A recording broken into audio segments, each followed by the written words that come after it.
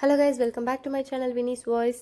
இன்றைக்கி நம்ம பால் கொழுக்கட்டை பாயசம் தான் எப்படி செய்யுதுன்னு பார்க்க போகிறோம். அண்ட் வீடியோக்குள்ளே போகிறக்கு முன்னாடி என்னோட வீடியோ ஃபஸ்ட் டைம் பார்க்குறீங்கன்னா மறக்காமல் சப்ஸ்கிரைப் பண்ணிக்கோங்க. அண்ட் வாங்க வீடியோக்குள்ளே போயிடலாம். ஒரு டம்ளர் அரிசி எடுத்து அதை நைட் ஃபுல்லாக ஊற வச்சு அதை வந்து மிக்ஸி ஜாருக்கு மாற்றிக்கோங்க.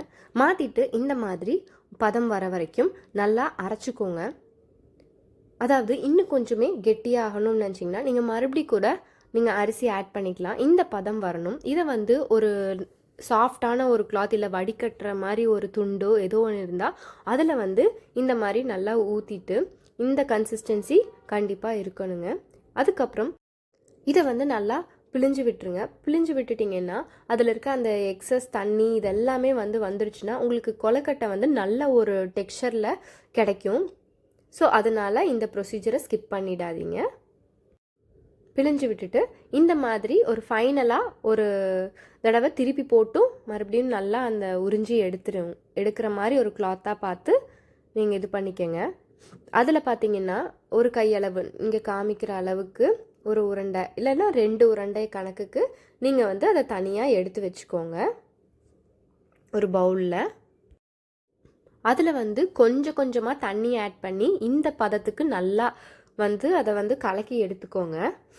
அப்புறம் மிச்சம் இருக்க அந்த மாவை வந்து இந்த மாதிரி நான் காமிக்கிற மாதிரி ஷேப்பில் வந்து நீங்கள் போட்டுக்கலாம். இல்லை உங்களுக்கு ரவுண்டு தான் வேணும்னாலும் நீங்கள் வந்து அந்த ஷேப்பில் ஒரு டிஷ்யூ பேப்பர் மேலே விரிச்சிட்டிங்கன்னா இதில் இருக்க கொஞ்சம் அந்த தண்ணியும் வந்து அந்த டிஷ்யூ பேப்பர் வந்து நல்லா இழுத்துக்கும். அதனால இன்னும் கொஞ்சமே வந்து உங்களுக்கு அந்த டெக்ஸ்சர் அந்த கொழுக்கட்டையோட டெக்ஸ்சர் வந்து நல்லாவே கிடைக்கும். அதுக்கப்புறம் ஒரு ஃபுல் தேங்காயை வந்து இந்த மாதிரி நம்ம மிச்சம் கலக்கி வச்சுருக்கோம் இல்லையா, அதில் வந்து தேங்காய் பாலை வந்து வடிகட்டி எடுத்துக்கோங்க.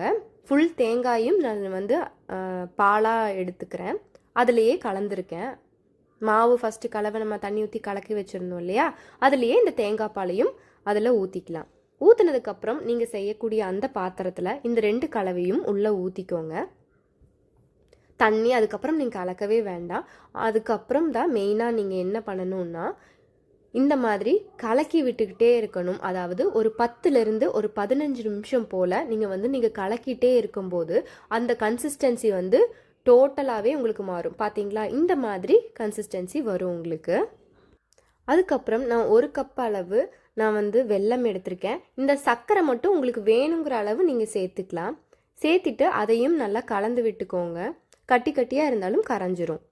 அதுக்கப்புறம் நம்ம எடுத்து வச்சுருக்க அந்த கொழுக்கட்டை டெக்ஸ்சரை வந்து அதெல்லாத்தையும் உள்ளே ஆட் பண்ணிக்கோங்க. கொஞ்சம் கொஞ்சமாக ஆட் பண்ணி கலக்கி விடுங்க. ஒட்டாக ஆட் பண்ணிங்கன்னா ஒட்டிட்டு கீழே அடி பிடிச்சிடும். அதனால கொஞ்சம் கொஞ்சமாக ஆட் பண்ணி கலக்கி விட்டுடுங்க. ஒரு 15 நிமிஷம் போல் பண்ணினீங்கன்னா சூப்பர் அண்ட் டேஸ்டியான பால் கொழுக்கட்டை பாயசம் வந்து ரெடி ஆகிடும். ஒரு சூப்பரான ரெசிபிங்க, நம்ம ட்ரெடிஷ்னல் ரெசிபியும் கூட. அண்ட் எப்படி இருந்துச்சுன்னு ட்ரை பண்ணி பார்த்துட்டு எனக்கு கமெண்ட் பண்ணுங்கள். அண்ட் இந்த மாதிரி மோர் வீடியோஸ்க்கு மறக்காமல் என்னோட சேனலை சப்ஸ்கிரைப் பண்ணிக்கோங்க. அண்ட் பக்கத்தில் இருக்க பெல் ஐக்கானை ப்ரெஸ் பண்ணால் நான் போடுற வீடியோஸோட நோட்டிஃபிகேஷன்ஸ் உங்களுக்கு கிடைக்கும். See you, bye. Stay tuned.